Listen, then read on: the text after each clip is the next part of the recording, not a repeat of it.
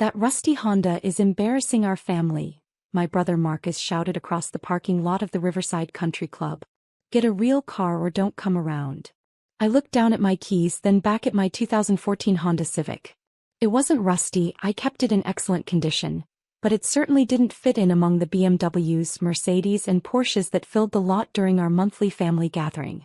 The car runs fine, Marcus, I said quietly. That's not the point. His face was red with embarrassment. Do you see what everyone else drives? Do you understand that people judge our entire family based on appearances? Our sister Victoria nodded in agreement from beside her gleaming white Range Rover. Emma, you're 31 years old. It's time to grow up and invest in something that reflects your status. What status? Marcus laughed bitterly. She works at some little nonprofit making $35,000 a year. At her age, I was already driving a Porsche and living in a penthouse. Let me back up and explain how we'd gotten to this point.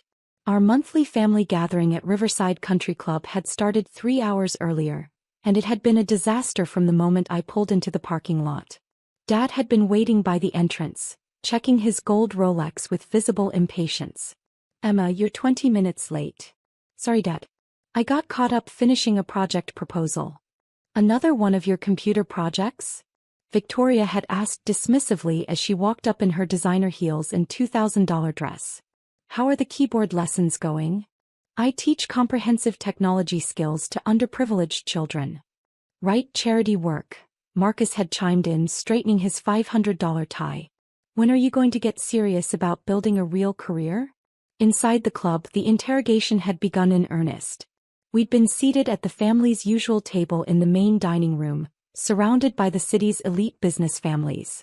The Hendersons were at the next table. He was the mayor. She owned 3 boutique hotels.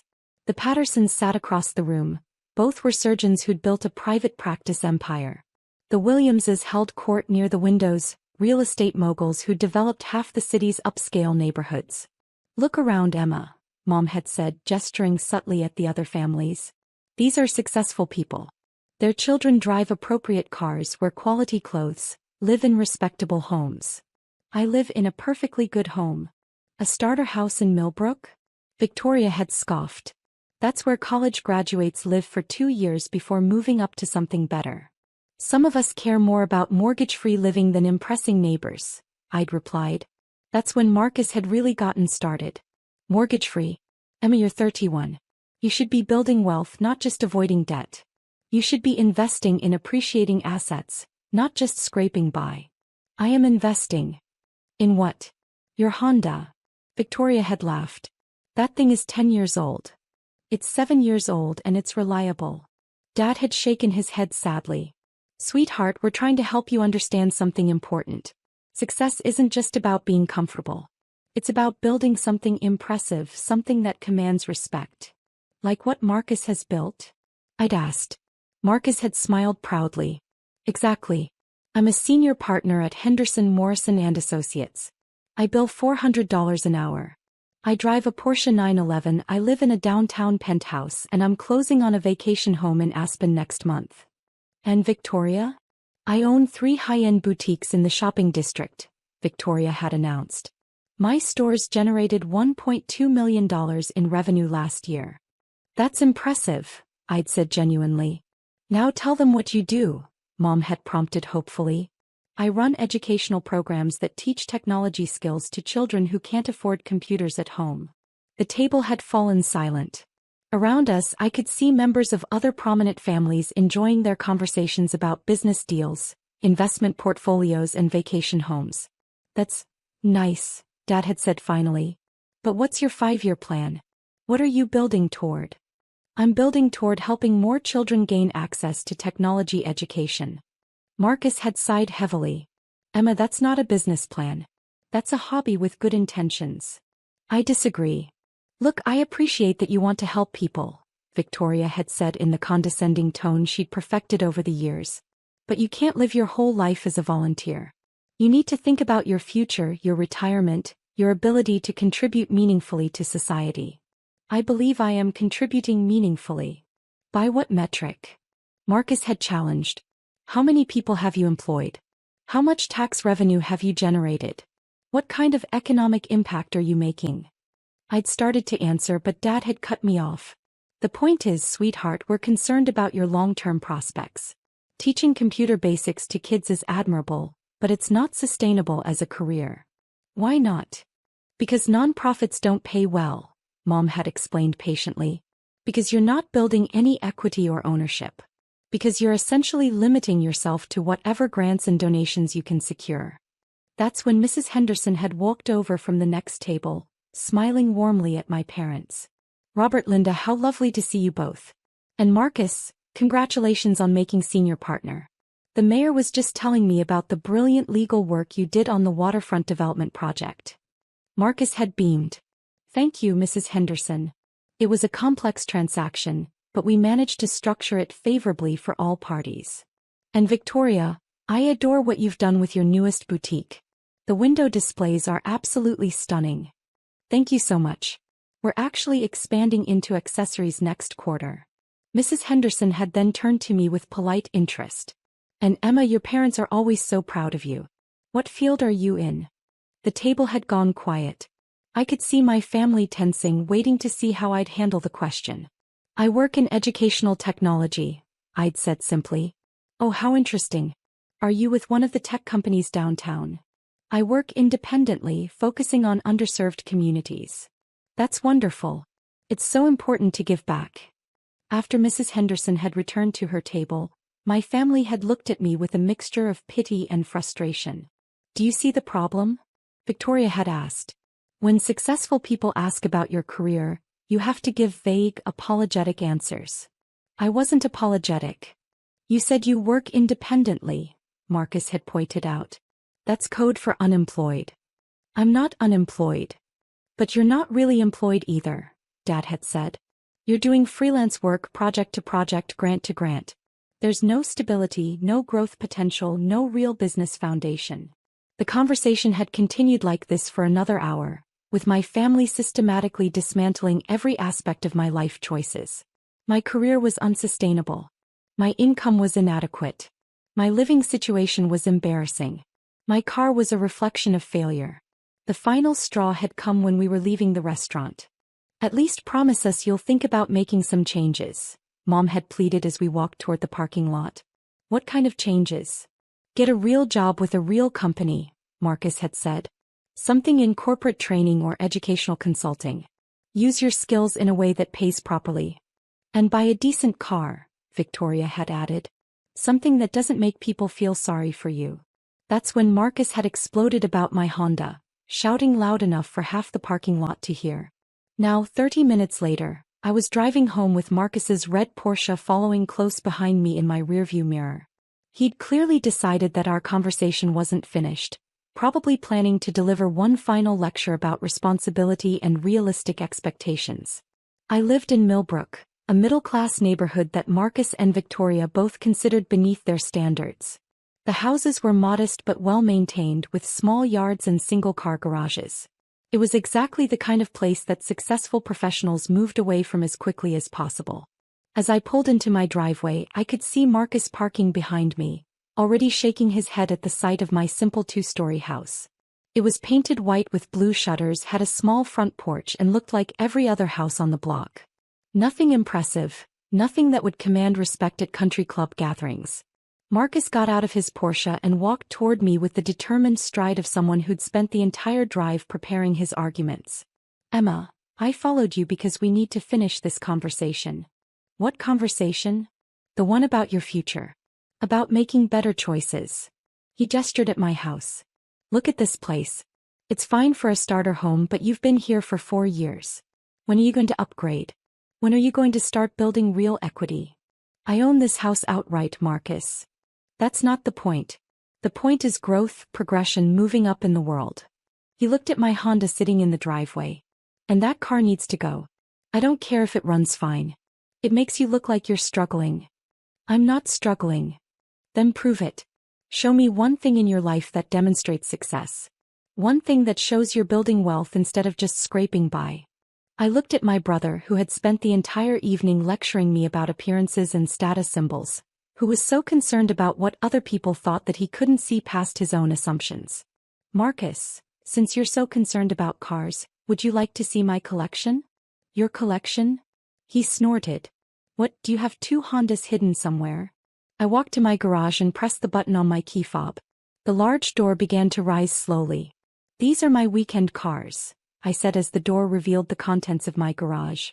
Inside the spacious three-car garage sat a midnight blue Lamborghini Huracan EVO, a silver Aston Martin DB11, and a black Ferrari 488 GTB. The combined value was approximately $750,000. Marcus stood frozen in my driveway, his mouth hanging open, his carefully prepared lecture forgotten. What? How? Where did you get these? I bought them, I said calmly, walking over to run my hand along the Ferrari's sleek surface. With what money? You work at a non-profit making $35,000 a year. Marcus, you're absolutely right that I work with underprivileged children.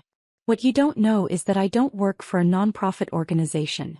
I own several of them. What do you mean you own them? Future Minds Foundation, Digital Dreams Initiative and Technology Access Alliance. Combined, we serve over 15,000 children annually across 23 states. Marcus was still staring at the cars, his brain trying to process what he was seeing. But that doesn't explain how you can afford. Because those foundations are funded by my primary business. The one you've never bothered to ask about despite dismissing it as computer projects for the past 8 years. I pulled out my phone and showed him the app I'd been working on during family gatherings, the one they all thought was me playing with technology. Digital Learning Dynamics. We create comprehensive educational software platforms for schools, corporations, and government agencies. Our annual revenue last year was $67 million. Marcus's face went completely white. He grabbed onto his Porsche for support. $67 million? $67.3 million in revenue, with a net profit of $31.8 million. We have active contracts with 1,247 school districts, 89 Fortune 500 companies, and 12 government agencies. I opened the hood of the Lamborghini, revealing the pristine V10 engine. This particular car cost $267,000. I paid cash because I don't believe in financing luxury items. You paid cash. For all 3 cars. The Aston Martin was $198,000. The Ferrari was $280,000. I also paid cash for this house, which I had completely renovated and expanded last year. Marcus looked around my property with new eyes, suddenly noticing details he'd missed. The driveway wasn't just concrete. It was decorative pavers that probably cost $15,000. The landscaping wasn't simple. It was professionally designed and maintained. The garage wasn't standard. It was oversized and climate-controlled. Emma, I don't understand. If you have this much money, why do you live so normally? Because I value substance over appearances. Because I'd rather invest in my business and my charitable work than in impressing people at country clubs. But the Honda gets excellent gas mileage, is reliable, and doesn't make me a target for theft or carjacking. It's practical daily transportation. I walked him around to the side of the garage, where he could see into my home office through a large window. Inside was a technology setup that would make most corporations jealous. 12 large monitors arranged across 3 workstations, servers humming quietly in a climate-controlled rack, and equipment worth at least $150,000. This is where I built Digital Learning Dynamics. This is where I manage contracts worth tens of millions of dollars. This is where I design educational programs that are transforming how children learn technology skills. Marcus pressed his face against the window, staring at the sophisticated setup. But you never said anything. You let us all think you were just doing charity work. I'm doing charity work. That's the point you're missing. My business generates enough profit that I can fund extensive charitable programs while still building personal wealth. My phone rang, interrupting our conversation. I glanced at the screen and saw it was Dr. Sarah Chen from Harvard University. Excuse me, I need to take this. Hello, Dr. Chen. Emma, excellent news. The university board has approved your proposal. Harvard will be implementing Digital Learning Dynamics across all our computer science and education programs starting next semester. Marcus's eyes widened as he read the caller ID on my phone screen. That's fantastic, Dr. Chen. What's the contract value? $12.7 million over 4 years with automatic renewal options. This will be the largest educational technology contract in Harvard's history. I'm honored. My development team will begin customization immediately. After I hung up, Marcus was staring at me like I was a complete stranger. Harvard University. You just signed a $12 million contract with Harvard. One of many. We also have active contracts with Stanford, MIT, Yale, Princeton, and Caltech. All the Ivy League schools? Most of them. Plus major state universities, community colleges, and specialized institutions. Education is a $750 billion industry, Marcus. Technology spending in education grows by 15% annually. I unlocked my phone and showed him our client dashboard. These are our current active contracts. Total value $347 million over the next 5 years. Marcus sat down heavily on my decorative stone retaining wall, looking like he might faint. $347 million? In confirmed contracts, yes. We also have $89 million in pending proposals and $156 million in renewal options. Emma, how long have you been doing this? I started Digital Learning Dynamics 9 years ago, the summer after I graduated from MIT. MIT? You went to MIT? Full academic scholarship plus a research fellowship. Master's in Computer Science with a specialization in Educational Technology. Marcus put his head in his hands. We all thought you went to State University. Because when I tried to tell you about MIT, Dad interrupted to talk about your law school graduation, and the conversation never came back to my education. I walked over to the Ferrari and opened the driver's door. Would you like to see the rest of the property? There are some other things you might find interesting. There's more. I started the Ferrari. The engine roared to life with a sound that probably woke half the neighborhood, and gestured for Marcus to follow me in his Porsche. We drove around to the back of my property, where what appeared to be a small guest house sat among mature oak trees. What's that building? My primary development facility. The home office is for routine administrative work. This is where we create the actual software products. I used a key card to open the building, revealing a state-of-the-art technology laboratory that looked like something from a major corporation's R&D department. Marcus walked through the facility in complete bewilderment, looking at servers, development workstations, testing equipment, and prototyping stations worth more than most people's annual salaries. This lab cost $3.8 million to build and equip, I explained. We develop and test all our educational software here before deployment. You built a $3.8 million laboratory behind your house? I needed a secure, private development environment. Commercial real estate would have been more expensive and less convenient. Marcus stopped in front of a wall covered with patents, awards, and certificates. What are all these? Patents for various educational technology innovations. Awards from the Department of Education, the National Science Foundation, and various educational organizations. Certifications for security, accessibility, and educational effectiveness. He pointed to a framed certificate. Is that you with the Secretary of Education? Last year's National Education Technology Conference. Digital Learning Dynamics won the Innovation Award for our adaptive learning algorithms.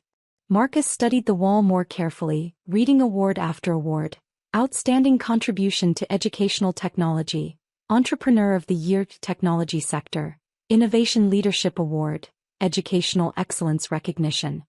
Emma, why have you never shown us any of this? When would I have shown you? Every family gathering is spent listening to you and Victoria describe your accomplishments while dismissing mine as unimportant hobby work. I sat down at one of the development workstations and logged into our company dashboard. These are our real-time business metrics.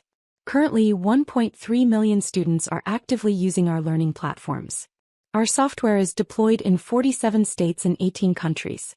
Today's revenue will be approximately $290,000 per day. Which means that while you were lecturing me about getting a real job, we earned more than most people make in 5 years. Marcus stared at the numbers scrolling across my monitors: active users, completed lessons, revenue streams, profit margins. And the charitable work? I opened another application. Future Minds Foundation has donated $18.7 million to educational programs over the past 5 years. We've built 47 computer laboratories in underserved schools, provided full college scholarships to 156 students, and trained over 800 teachers in advanced technology skills. $18.7 million? In direct charitable giving, yes. Plus the donated time and software licenses, which adds another $23 million in value. Marcus was quiet for a long time, just absorbing the scope of what I'd built. The country club, he said finally. What about it? When Mrs. Henderson asked about your work and you said you worked in educational technology. I was being accurate. I do work in educational technology. But you made it sound so small, so unimportant. I made it sound honest. I didn't feel the need to announce my net worth to someone I barely know. What is your net worth? I considered the question carefully. Between the business valuation, real estate holdings, investment portfolio, and liquid assets? Approximately $94 million. Marcus made a choking sound. $94 million? It fluctuates based on market conditions and business performance, but yes, that's the current estimate. Emma, you're worth $94 million and we've been treating you like a charity case. You've been treating me like someone whose work doesn't matter because it doesn't produce visible status symbols. My phone buzzed with a text message. I glanced at it and smiled. What is it? The Department of Defense. They want to discuss adapting our educational technology for military training applications. Potential contract value, $47 million. The Pentagon wants to hire you? Educational technology and training technology use very similar frameworks. Our adaptive learning algorithms could revolutionize how the military trains personnel. I showed him the text message, which included a request to schedule a meeting with senior officials at the Pentagon. This would be our first major government defense contract. It could open up an entirely new market segment. Marcus looked around the laboratory, finally understanding the scale and sophistication of what I'd built. When you were working on your laptop during family dinners, I was usually reviewing contract proposals, managing development projects, or communicating with clients. The work doesn't stop just because it's Sunday dinner. And when we told you to stop playing with computers, you were telling a multimillionaire CEO to abandon the business that was generating more revenue in a month than most people see in a lifetime. We walked back toward the house, where my 3 supercars sat gleaming in the garage like a very expensive rebuke to every assumption my family had made about my success. Emma, I owe you the biggest apology of my life. Yes, you do. We've been completely wrong about everything. About your work, your success, your choices. You've been so focused on what success looks like from the outside that you never bothered to find out what it actually looks like on the inside. Marcus looked at his red Porsche, which suddenly seemed much less impressive parked next to my collection. Your Honda is practical daily transportation that doesn't draw unwanted attention or make me a target for theft. When I want to enjoy performance driving, I have options. And your house is paid for, customized to my needs, and provides the privacy and security necessary for running a multi-million-dollar technology business. And your clothes are comfortable and appropriate for my work environment. I don't need designer labels to validate my success. My phone rang again. This time it was my CFO, Janet Rodriguez. Hi, Janet. Emma, I wanted to give you the final numbers for Q4. Revenue was $21.4 million, up 43% from last quarter. Net profit was $12.8 million. Marcus's jaw dropped as he overheard the numbers. Excellent. What's our cash position? $31.7 million in liquid assets, plus the $18 million in the expansion fund. Perfect. Go ahead and authorize the new East Coast facility. Already in progress. The Boston Development Center will be operational by March. After I hung up, Marcus was staring at me with something approaching awe. $31 million in cash? Operating capital. We maintain significant liquid assets to fund expansion, handle large development projects, and weather any economic downturns. And you're opening another facility? Our third major development center. We have the main facility here, a secondary center in Austin, and now Boston. The East Coast location will help us serve our Ivy League clients more effectively. Marcus sat down on my front steps, overwhelmed by the scope of everything he'd learned. Emma, how can we ever make this up to you? How can we apologize for years of treating you like a failure when you were building an empire? I considered his question carefully. You can start by understanding that success comes in many different forms.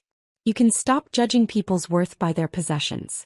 And you can recognize that the most successful people often don't need to advertise their achievements. What else? You can acknowledge that my work helping children gain access to technology education is not just valid but vital. The students we serve today will become the technology leaders of tomorrow. Done. Absolutely done. And you can stop being embarrassed by my Honda. It's a reliable car that serves its purpose well. Marcus laughed, the first genuine laugh I'd heard from him all day. I promise never to complain about your Honda again. My phone buzzed with a text from Victoria. Marcus, what's taking so long? Did you finish explaining to Emma why she needs to get her life together? I showed Marcus the message. What should I tell her? He asked. Tell her that I'll be happy to discuss my life choices at next month's family gathering. And tell her I might drive something different to the country club. Which car will you take? I haven't decided yet. Maybe the Lamborghini. It's been a while since I took it out for a proper drive. Marcus looked back at the garage, where 3 supercars worth $750,000 sat waiting. The family is going to be shocked. Good. Maybe next time they'll ask questions about people's lives instead of making assumptions. As Marcus prepared to leave, he turned back to me one more time. Emma, can I ask you something personal? Sure. When I was shouting at you about your car being embarrassing, what were you thinking? I smiled, remembering my exact thoughts from 3 hours earlier. I was thinking that you cared more about impressing strangers at a country club than you did about understanding your own sister's accomplishments. And now I'm thinking that maybe this family can learn to value substance over appearances. Marcus got back into his Porsche, which looked significantly less impressive than it had when he'd followed me home. Emma. Yes. Thank you for not giving up on us even when we gave up on you. As I watched his taillights disappear down Millbrook Drive, I realized that sometimes the best response to judgment isn't argument or explanation. Sometimes it's simply letting people follow you home and discover how wrong their assumptions have been. My phone started ringing almost immediately. First Victoria, then Mom, then Dad. Marcus had clearly made some urgent phone calls. I let them all go to voicemail. Tomorrow would be soon enough for conversations about respect, success, and the difference between appearing wealthy and actually being wealthy. But tonight I was going to take the Ferrari for a drive through the city, with all its windows down and its engine singing just because I could. After all, when you've built a $94 million fortune by age 31 while simultaneously running charitable programs that have helped 15,000 children, you've earned the right to enjoy your success, even if you prefer to keep it quietly parked in an unassuming garage.